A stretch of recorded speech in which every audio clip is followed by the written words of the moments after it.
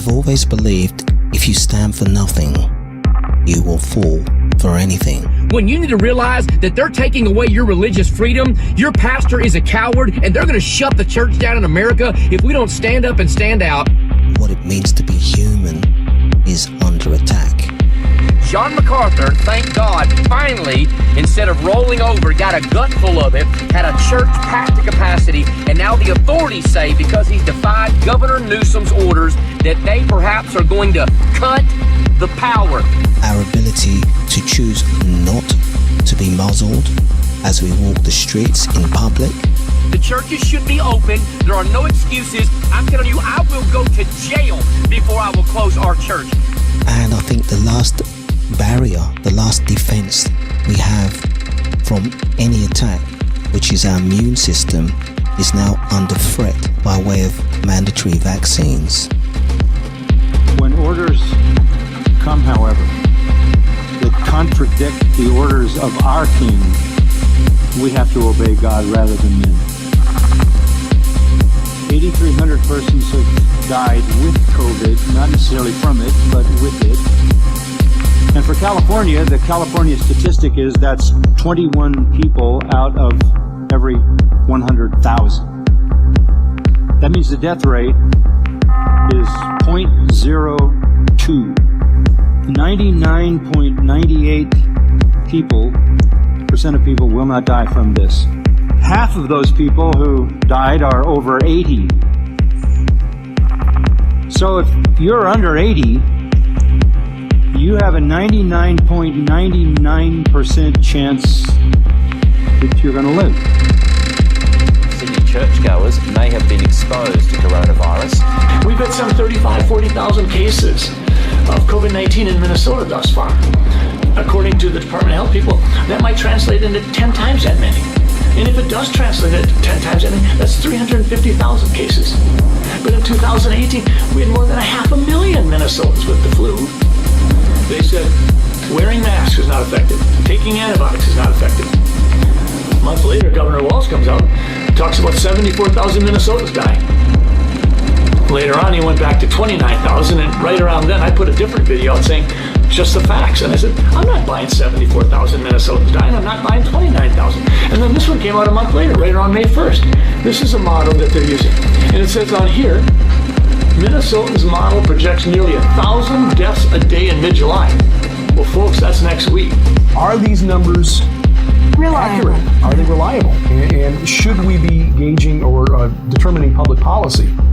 The channel down there in Orlando, Fox 35, called the Florida Department of Health when they looked at the numbers that were coming out this past week and saw that the statewide positivity rate, which is the number of positive tests for SARS-CoV-2. People who go into a facility, get the test, and these numbers are then reported to the Florida Department of Health. It's the positives out of the total number of tests. Right, and they were showing a positivity rate of 11% statewide, but Fox 35 noticed that some of these testing facilities were showing 100% positivity rates. 100%. Meaning everybody who came through and was tested had the disease, had the virus. And so they began calling some of the local facilities in Orlando and found that those numbers weren't exactly accurate. For example, the Orlando Veterans Medical Center showed a positivity rate of 76%, but when they called, a spokesperson for the VA said, no, that's not correct. We have to consider the many thousands of generations that have been before us who were able to withstand all manner of risks and who ultimately fought for the right to have a right. This right is under threat by way of nothing more than a psychological operation using fear as the key weapon. The actual rate for the center is 6%, not 76%. 76 versus 6. Oh, they're so similar. Fear of an invisible enemy that is going to kill us. That just does not equate to the response this society has had. This is not a problem to be feared. This is a triumphant hour for the church to be the church. What has amazed me in this period is the lengths that supposedly very intelligent, very capable individuals will go to explain exactly what's happening around them, as though it were just an unfortunate set of circumstances. And they're quite happy to accept solutions that bear absolutely no resemblance or are so far removed from the problem that we're trying to solve. You see, the fact of the matter is, what we see as a solution was in place long before we even had a problem. In fact, it goes back to problem, reaction, solution. You have a solution. In this case, total technocratic control of the entire human race. In order to achieve that, you need to create a series of problems. Problem number one, climate change, producing extreme weather conditions that must be attributed to man's misuse of the planet. Problem number two, a global epidemic on a pandemic scale. Both of those two problems give you the plausible deniability in the first instance to roll out some pretty extreme measures, some pretty extreme solutions. Given time, when the problem has been long forgotten about, the changes, extreme institutional changes, will remain in place.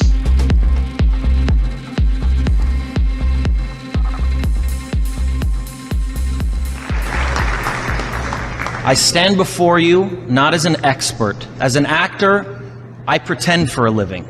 I play fictitious characters, often solving fictitious problems. We are engaged in an information war. As we come to terms with ever-increasing changes to our way of life, the question is there anything to suggest that this was planned? There is good and evil in every people, every individual human. And if so, by whom and for how long has this plan been in the making? Were we groomed at all for this period? An amazing vaccine. And if so, what is the motive?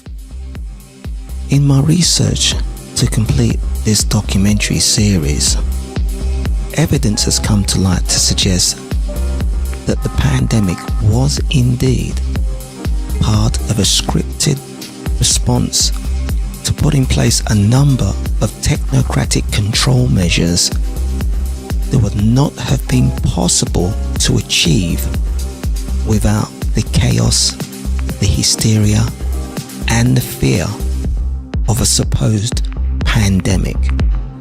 We know it acts like a virus. It causes high fever and respiratory distress. Tracking and treating a mysterious outbreak like this would take the CDC months. Anyone who hasn't been exposed already needs to wear a mask. China. Isn't that where flu viruses come from? Yeah. Whatever it is, it originated in China. I'm authorizing a quarantine on everyone who's come in contact with a symptomatic person. Chloroquine, that's an anti-malarial drug. No. Listen, it suppresses the enzymes.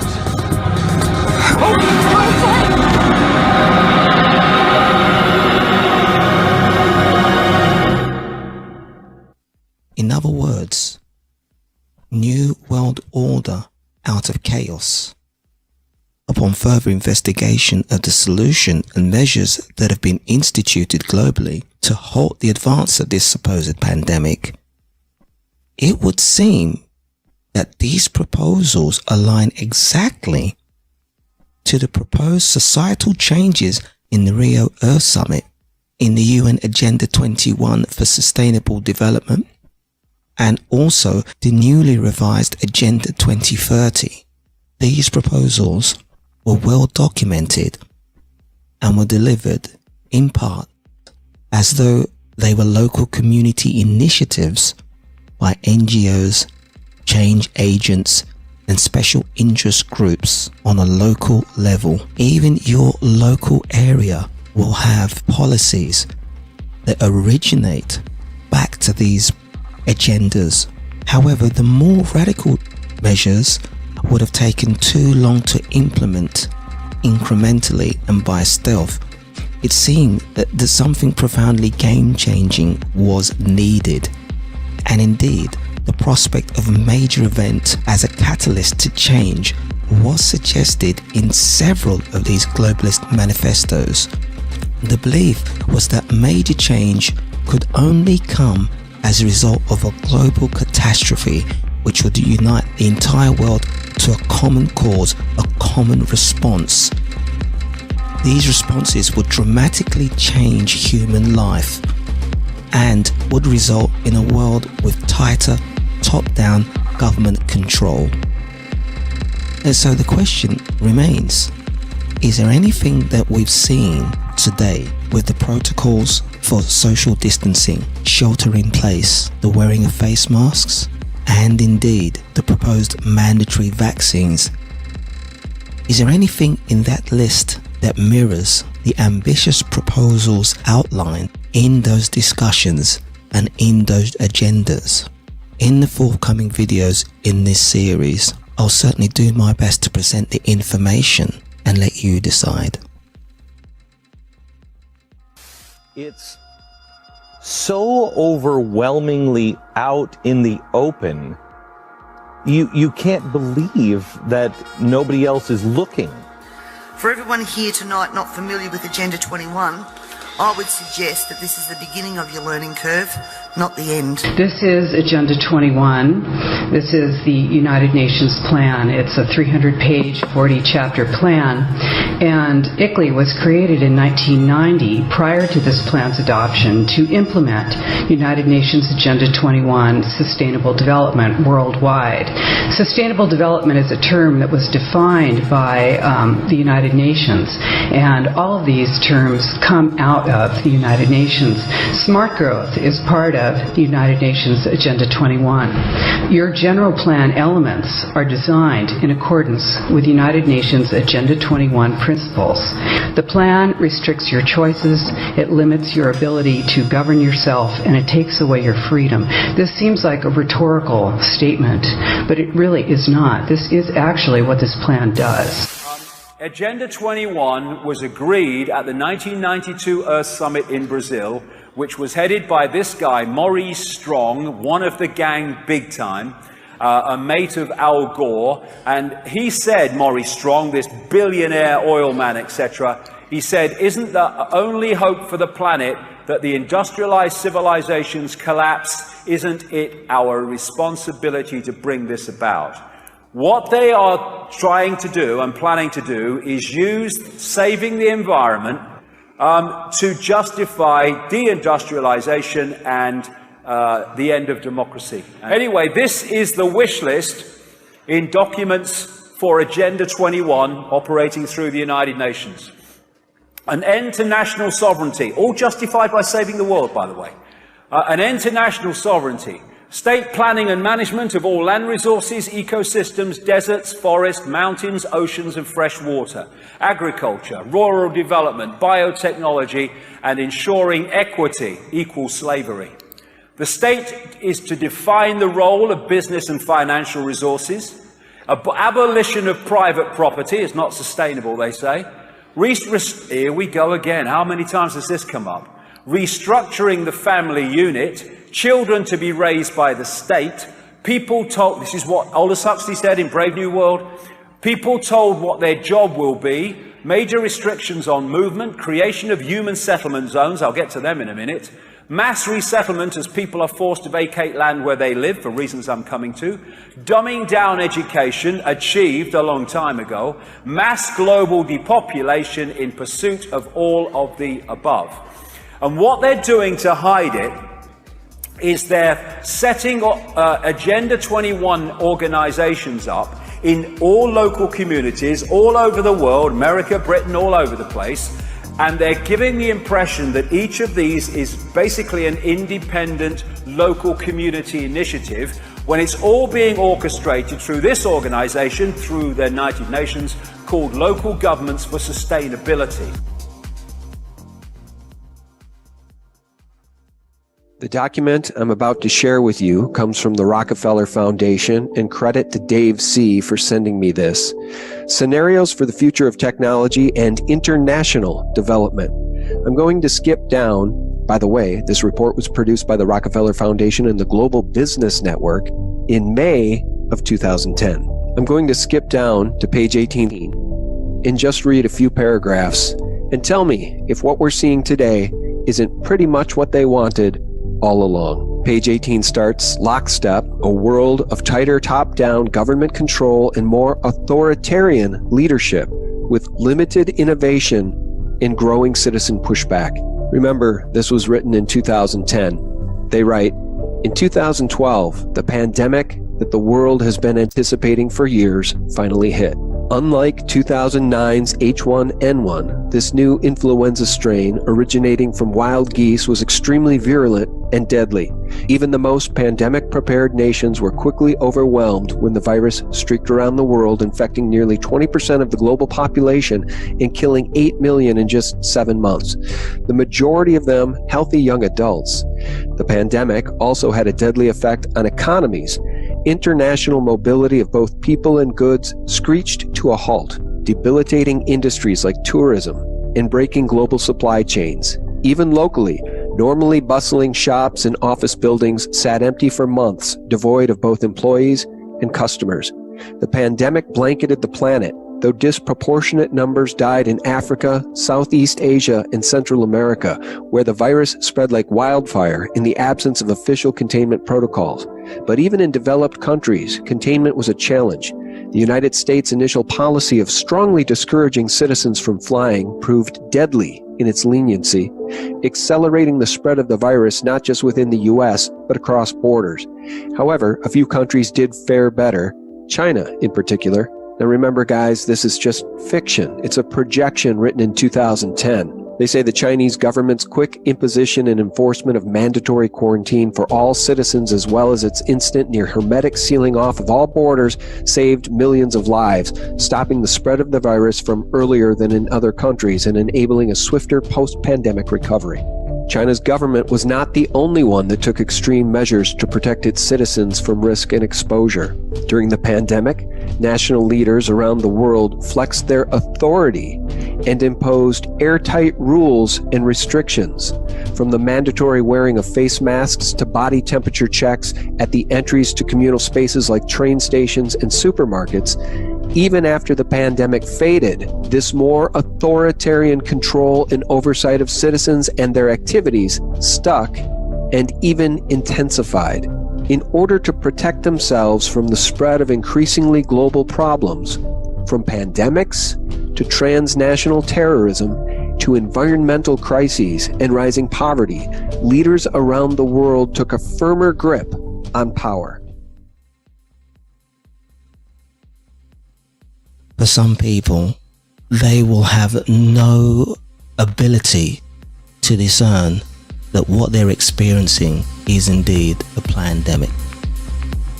They have no understanding that over the last 10 years or more, whether it be through social media, news media, their thoughts are no longer their own.